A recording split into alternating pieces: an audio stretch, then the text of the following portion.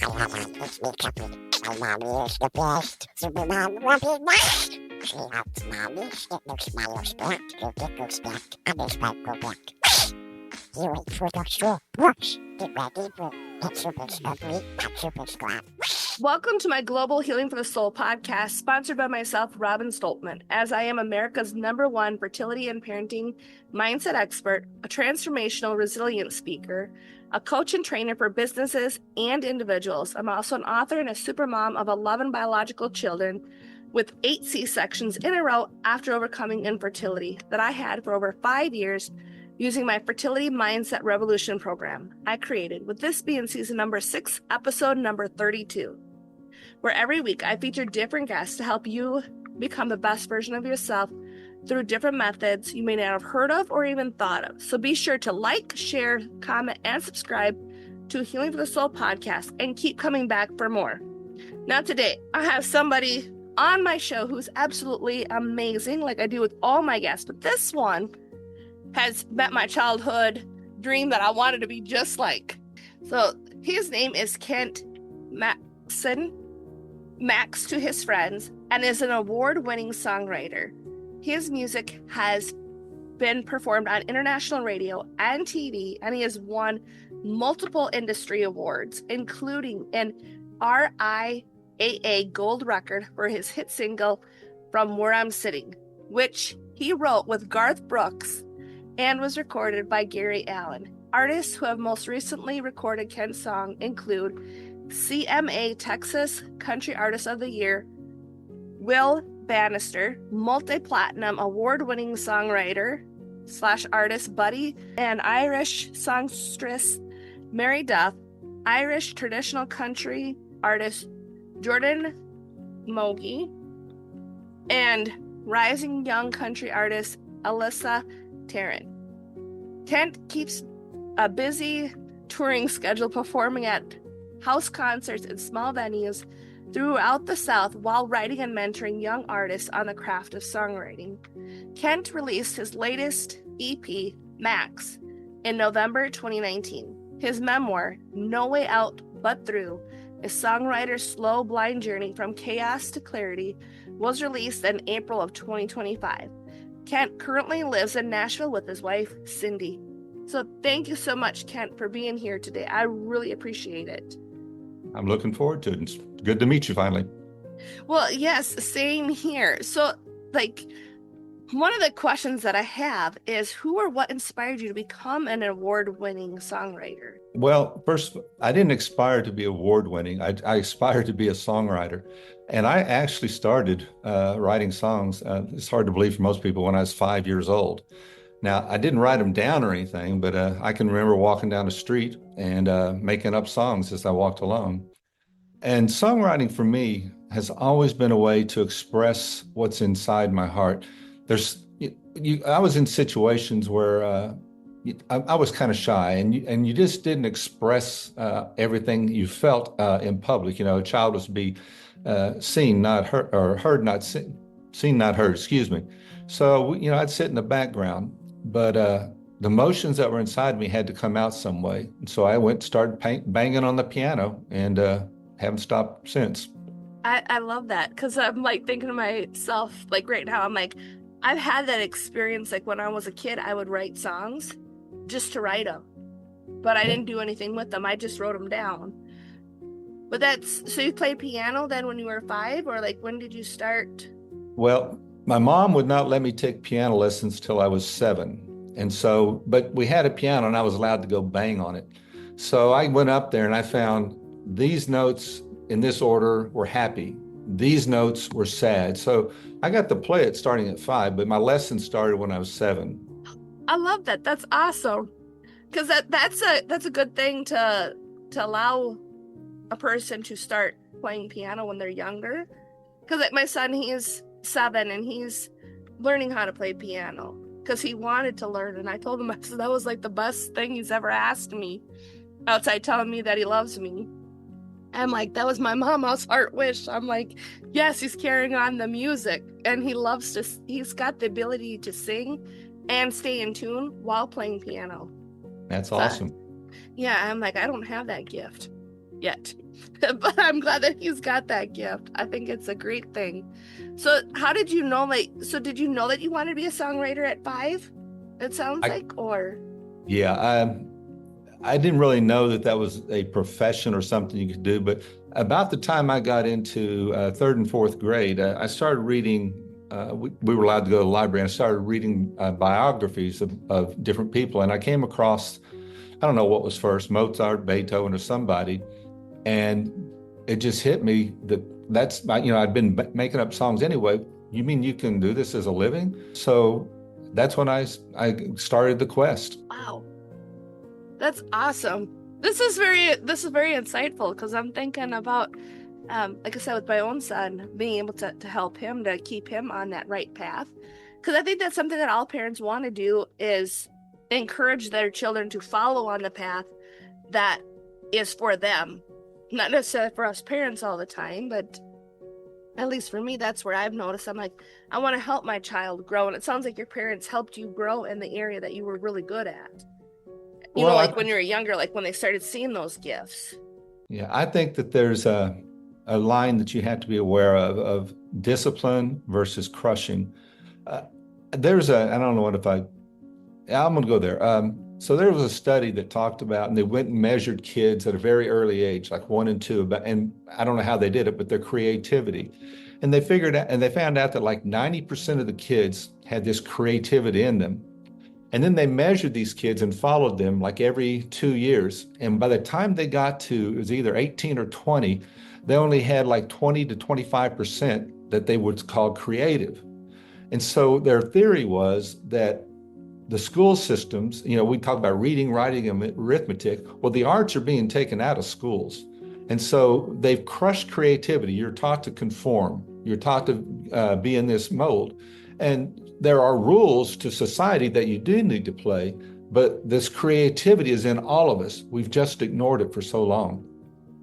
And I would agree with you, and I'm glad that you had mentioned about like that for the schools, because I remember even when I was in school when I graduated in 2004, I remember that they were talking about decreasing like the band and the arts.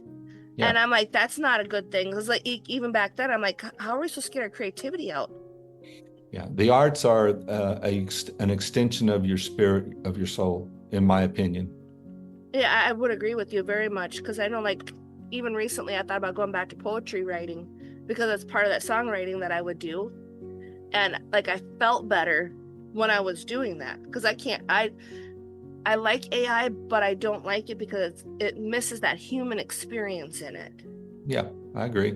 And that's the part that I think makes it more challenging. So then I'm thinking now too, like, how did you meet Garth Brooks? Because I'm just like, he's been one that I'm like, since I was a kid, I'm like, I've wanted to be like how he performs, how he does things. And then I just remembered this out of the blue, that I remembered on like one of the documentaries that he had or something about how he had brushed his teeth for like 3 hours in a row, something like that. I didn't know if some of that stuff's true or if that's just my memories just like going all together, but I just want to know, like, how did you meet him? How did that happen for you? I'm glad you asked that. I'm going to give you a long-winded answer, because that is actually one of the chapters in my book.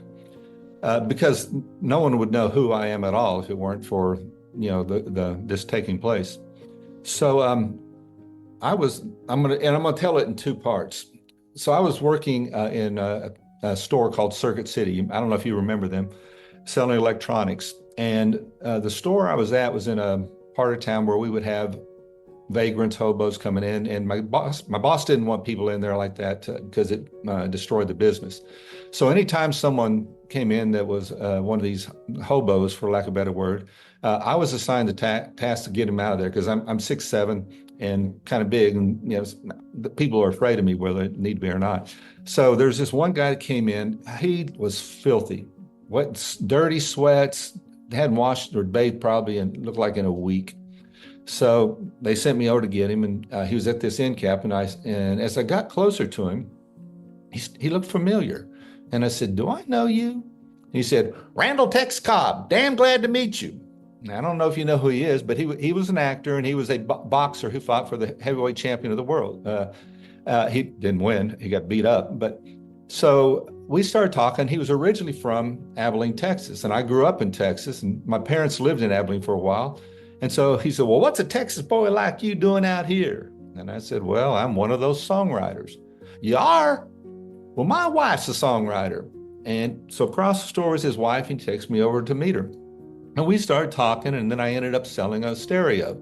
And they said, well, we'll buy it if you'll come and put it together. And I said, well, I'll come put it together if you'll listen to my songs. Okay. So I come over, I put the stereo together, and I pop in my cassette, and they listen, and she goes, you know, you're pretty good. You need to call ASCAP and ask to speak to Bob. I said, okay. So I called ASCAP and I said, I need to speak to Bob. They said, well, he doesn't work here anymore, but since you're a friend of Randall and Sharon's, here's his number. So I call up Bob and I say, I'm a songwriter. Randall and Sharon told me to contact you. He says, well, I don't do that anymore, but since you're a friend of Randall and Sharon's, come on in and I'll listen. I said, okay. So I go in to meet him and talk to him, and I play him my songs. He says, you know, you're pretty good. I left ASCAP to manage this new artist. I think y'all might write some good songs together. And that was Garth. Now that's half the story. And no one knew who he was at the time. He hadn't signed his deal. The rest of the story for me is, I grew up in Texas, and I went to college at Texas Tech in Lubbock. And I had a girlfriend, and we split up. And I don't know, a couple months later, I called her and said, is there a chance we'll get back together again? She said, no. Why don't you go to Nashville? You've always wanted to write songs there. I said, okay. So I was in a group, and I promised them that I would finish the album we were working on, and I'd finish the dates that we had booked. So the very last show that I was going to do with them, September 18th, 1983, and I know this because it was the day before my birthday, and the next day I was leaving for Nashville. So I was on stage singing, and my ex-girlfriend came in with a guy I'd lived with for a while, a roommate, and they went on the very front row, and she sat in his lap and started kissing and hugging on him. So I'm up on stage singing, and I said, I'm up here dying, and you're standing down there acting like a fool. And that just stuck with me forever. So I went to Nashville, moved along, and after I met Garth, by that time, this phrase had morphed a lot of different ways. And the second time we wrote a song, I brought in what we call the hook, or the idea, which was, from where I'm sitting, I can see where we stand. And so we wrote that song, and that's the one that Gary Allan recorded and got me the gold record. Now, the moral of this story is, we think miracles are an instantaneous event, water into wine or something like that. Sometimes, and I would say most of the time, God is working in the shadows, things that we don't even realize. How was I to know back in Lubbock in 1983 and 1987 that I was going to be writing with Garth Brooks, who was going to become this star, and this song that was built out of that was going to be the one that launched me on my way. That you wouldn't have known that at all. God works in the shadows. He definitely does. 100% of the time is what I have found. He doesn't let a person know ahead of time. It'd be nice if he would, but in the same time, I look back at all the things and I'm like, I'm glad I did not know.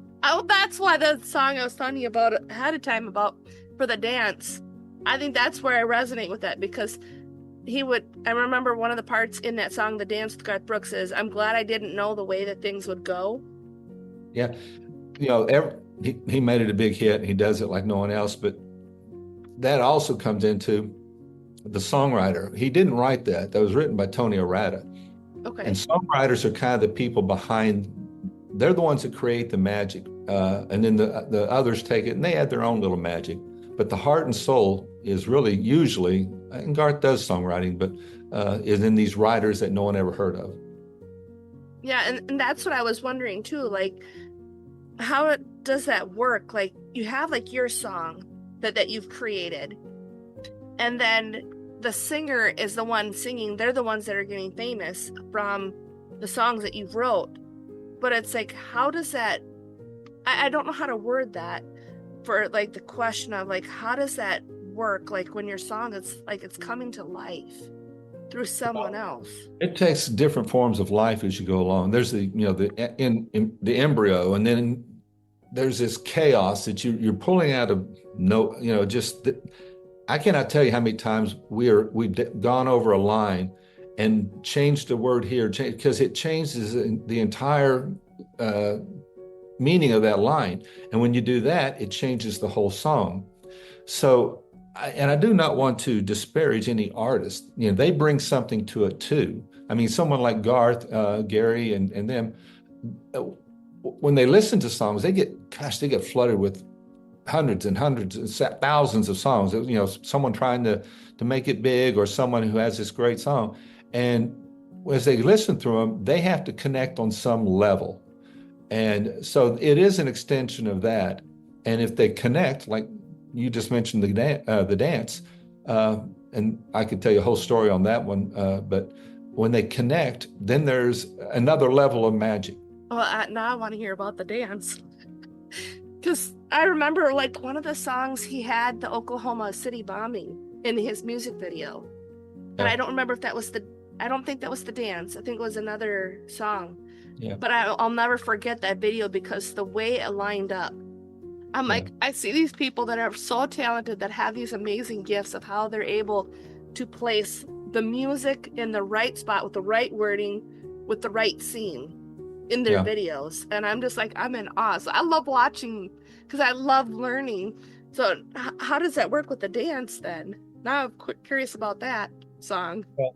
The song was written, as I said, by Tony Arata, and Garth was there's a place called the Bluebird where the songwriters get up and play their songs, and Tony played the dance, and Garth said he looked around and people were talking and doing this. He says, "Do you not see the magic? Do you not hear the magic in this?" So on his first album, he recorded it. Now they released 2 songs before that one, and he wanted to release a third. And the label said, no, that's it. We're not going to release a third song. We're going to work on the next one, which ended up being No Fences. And Garth kept pushing them. So finally they said, okay, you can do a music video. And when he did the video, the song exploded. And the album went from like, 500,000 to I've forgotten how many million, because that song connected, and Garth knew it connected, and Garth connected with the song. So there's a lot of different things that go into magic. I would agree with you, especially like that connection point of the songwriting and all of that. And then I know a little bit you had said about like Garth isn't any different than you or I.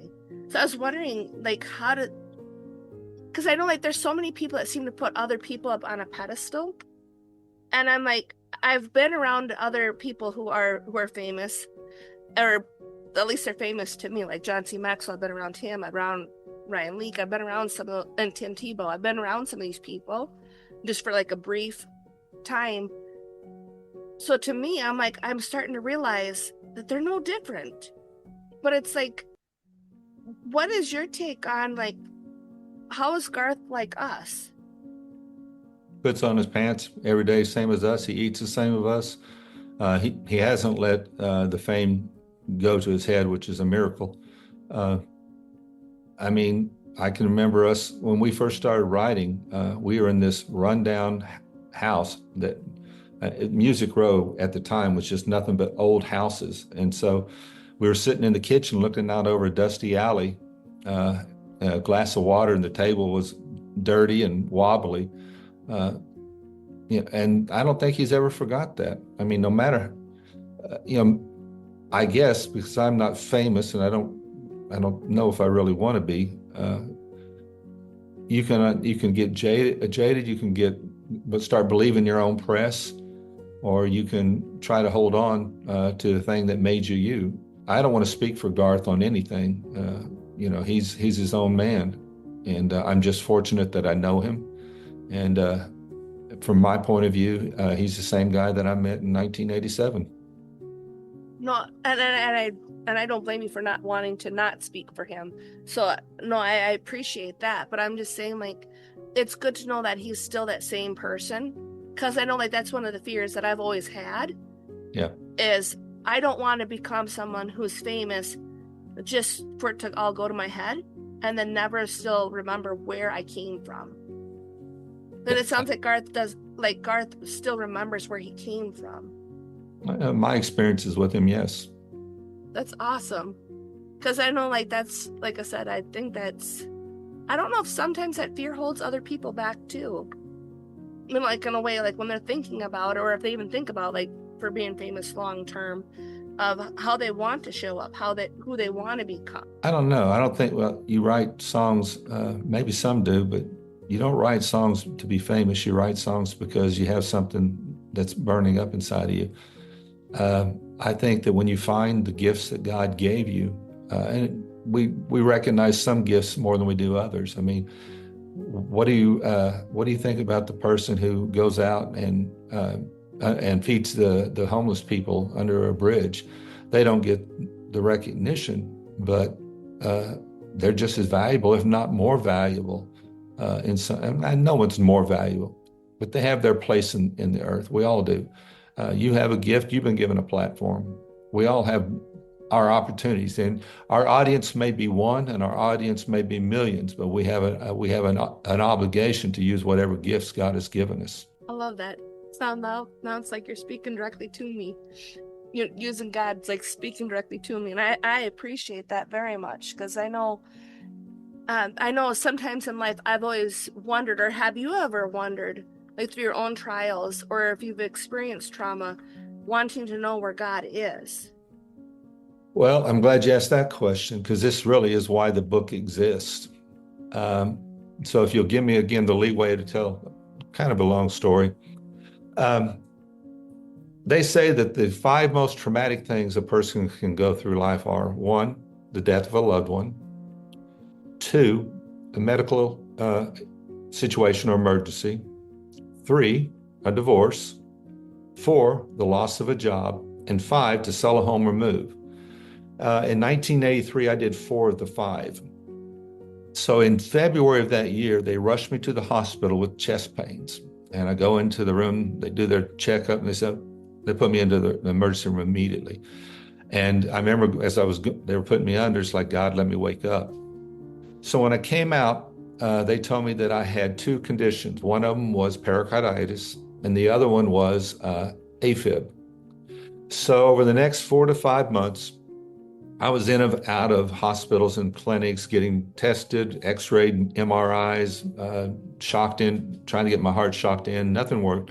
So they decided that I needed 2 heart ablation surgeries, one hot, one cold. So in the beginning of August, I had the first surgery. And when I came out, within a couple of days, my ex-wife told me that she was thinking about getting a divorce. So that kind of hit me. And like 2 or 3 days later, it was a weekend, my boss called me and said, the company I was working for was going out of business. And my last day of insurance was going to be the day before my surgery. So I talked to the doctors, and they moved it where it was the day before my insurance ran out. So my wife and I were going to counseling, and then on November 20th, she told me she wanted the divorce. And I walked out of that house that day.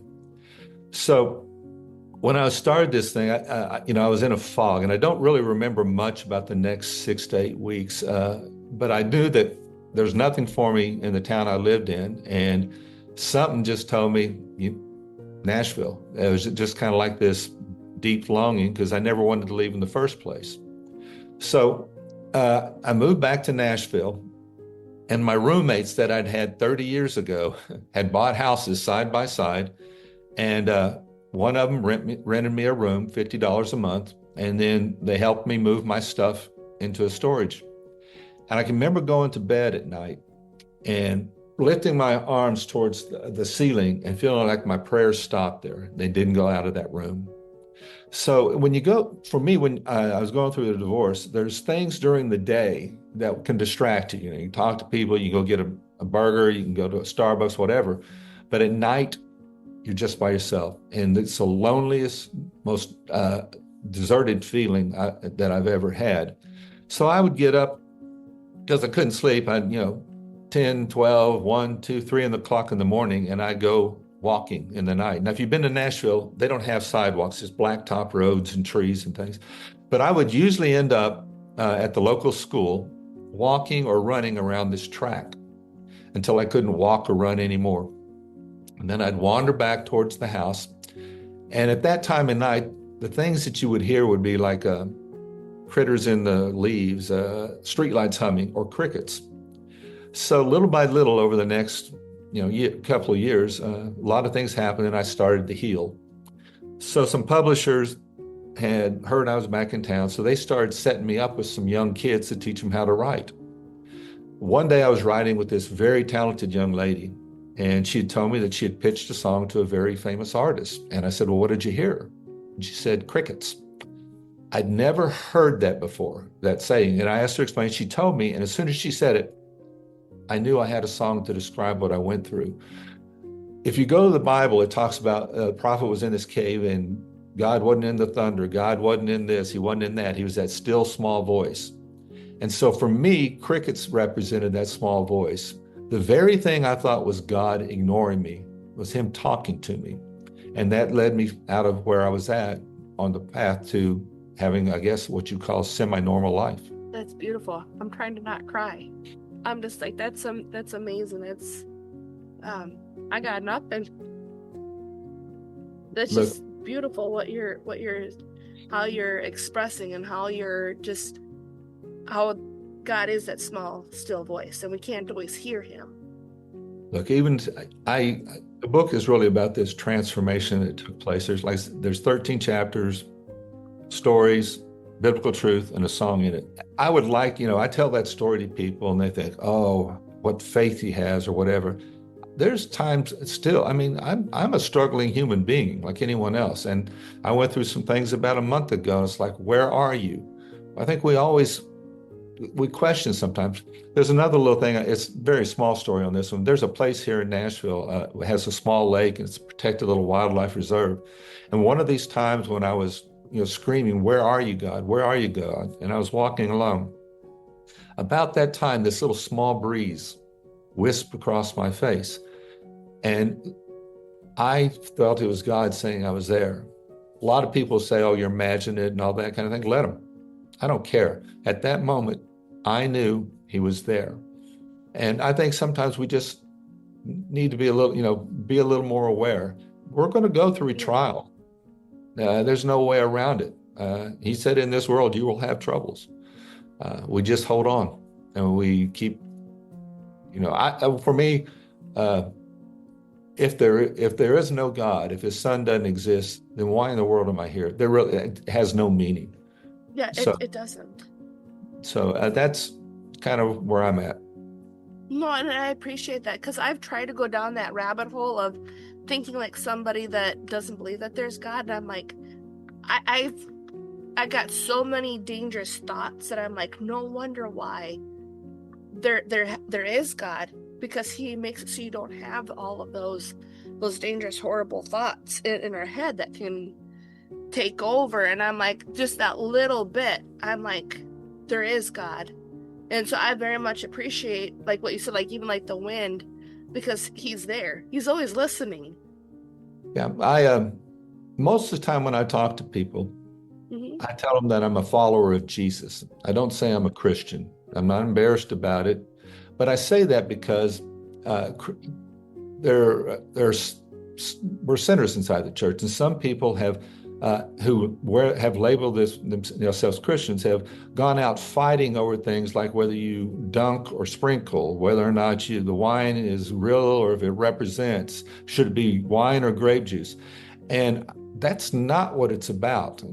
Well, for me, it's, I am a follower of Jesus, an imperfect, sinful follower of Jesus. And I want to make sure that I identify and tell people that is the way. And I don't know how else to express it except that. And they want to look at me, they'll see someone who's a sinner, flat out, and ask my wife. I am a sinner, but I keep following and doing my best to do what I feel like I'm supposed to do. No, I appreciate that, because I know there's a lot of times myself, I'm just like, Lord knows I could do better, and I'm like, I'm working on it. And that's where I've really come to that realization, like when I mentioned earlier about like that pedestal of how so many people put another human up on that pedestal, and it's like, they're just like us. They really truly are, like at the core. And it's like when you said about for the follower of Jesus, I'm very much the same. Like I'm in my Bible, I'm reading my Bible. In fact, people don't want to know me, even my own children. No, if mama hasn't had my time with God, don't even talk to me. You don't want to know me because I'm like, I need my time. I just need to get my mind right first. I get it. I have my morning devotionals, and it's it's hard to explain, but it at least gets my day started right. Hopefully, I can keep it with me throughout the day. And I appreciate that too, to be knowing that as well. And so, how did you know that you were on this right path in your life? I don't know if I ever knew I was on the right path. I am. Every day I'm forced to make choices and decisions. I have temptations like anyone else. And I think, temptations, you start thinking about them. And the more you think about it, in Proverbs, it talks about, that you have to control your mind. And one of the ways you do that is you can let it focus on something and obsess with it or whatever until it takes fruition. Or you can change your thoughts and direct them someplace else. There's different ways you can do that. For me, one of my best ways is going for a walk in this place where there's this small lake. And then my daily devotionals at least get my day started right. And throughout the day, I might have a memory of it or it'll pop in. It's amazing how many times what I've read either that day applies to what I just went through or it applies to what I'm going to go through. I'm glad that you said about for like what you're going to go through. That's where I've really been finding where God's been leading me through is I'm starting to catch on after about 2 years later here. I'm starting to catch on where God is showing me right beforehand what I'm going to be going through so I can prepare a little bit. And I think that helps because I'm like, it's taken 2 years for me to catch on, but that's what God's been showing me ahead of time in that. So I appreciate that very much. It's amazing how God puts different people in our lives to help us go to like that next level, to get to where we want to be able to go. And it sounded like when you were dealing with your heart there, you said, is it back in 1983? And then I was thinking about the timeline, like, wasn't that around that same time that you were meeting Garth as well? 87. 87, okay. Yeah, I met Garth, you'd know the story. And when I left Nashville, so I moved there originally in 83, and I left in 92. And the only reason I left was to take care of my family. And I have regrets about that, but I think God had a hand of where I needed to be at the time. I always want to make sure that I don't, Garth and I don't hang out all the time. As a matter of fact, we don't hang out really at all. My contact with him is through text and email, and he's always been very kind, very supportive. I know that if something happened to me that where I absolutely needed someone, that he'd be there. But the relationship is really just, I think one time he just put about it, we know each other's heart, and I know that, and he knows that I'm there. I can't imagine why he would need me, but I'm there for him. And the same, I think, the other way around. And what I want to make sure is, look, here's something that I'd like to share too. So I go out with my book, and I feel like my purpose in life now is to witness through my book, my music. So I'll do these presentations, I call them. You can call them a show or whatever. And usually my very first line I say is, I'm a songwriter from Nashville, Tennessee, who's written with Garth Brooks and have a gold record with Gary Allan. And all of a sudden people perk up. And I will say, isn't it a shame that if I said I'm a Christian, I do not get the same attention? The name Garth Brooks, all of a sudden I'm important. But if I say I'm a follower of Jesus, it's just... And so that kind of, for me, puts the focus on what is this life about? Where are we putting our priorities? And I'd be lying if I said I don't want to be the guy out in front, famous and everyone thinking I'm cool and all that. But that is not what I was put here for. And I look for places. I am not a preacher. I am not a reverend. I'm not anything like that. I am a witness. I witness to what I experience. And that is what we are all called to do, is to witness. And my story may be the one that affects you. Your story may be the one that affects someone else. But we witness to what we've gone through, what we experienced, and that is our testimony. It very much is. And I'm glad that you had brought that up too, because that's one of the things that I've ironically been reading in the Bible last 2 days now in a row, is like, where are we putting our priorities? Are we putting it on man, or are we putting it on God? Because essentially that's where I'm like, the people that are putting people on pedestals, is they're idolizing them. And that's one of the very first commandments, is not to do that. Yeah, Shall have no other gods before us, before God.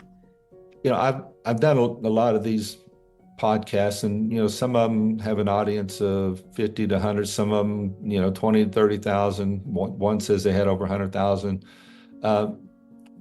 And they all, it doesn't matter the size of the audience for me. If it's just one person there and that's what I'm supposed to be doing, then that's what I'll do.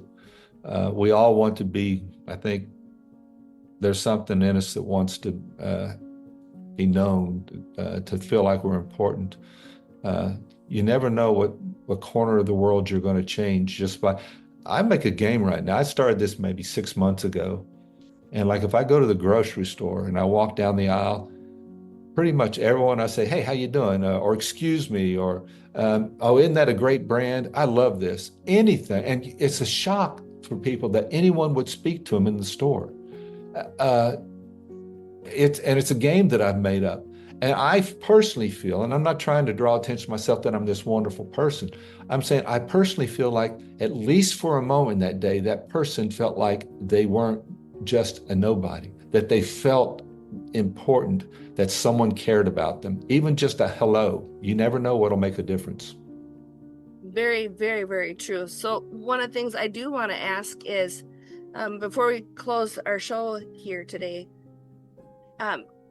where or how can our audience get in contact with you? What's going to be the best way for them to get in contact with you? I would ask that people would, as far as, you know, what I'm here for is my book. You can find it in two places, well, pretty much everywhere, but the most common ones are Amazon.com or my website, Kent Maxson, Maxson.com. And I would like it if they would look and consider purchasing the book and the music. As far as other ways you can follow me, you know, I am on Facebook, I am on Spotify, I'm all these other ways. I don't have a huge following just because I'm a songwriter and no one's heard of me, except for, you know, you wrote with Garth Brooks. It's so interesting how people's view of you changes just with that name. And I'm using it shamelessly to try to get my message out there. I feel my mission now, my purpose in life right now, is to be a witness. Hopefully it'll make a difference in at least one person's life. And that's beautiful, and that's the main point too. So I want to make sure that our audience makes sure to share, subscribe, and like and share this podcast, Healing for the Soul, with everyone you know. And I encourage you to follow myself, Robin Stoltman, on social media, as well as my guest, Kent Maxson, as well. So thank you so much for your time and your energy while listening to today's podcast. That's all for now, folks. Make sure you listen to the group of fun. Tap that follow button to subscribe. Quack, quack! Bye-bye. Well, next time. Now you got it.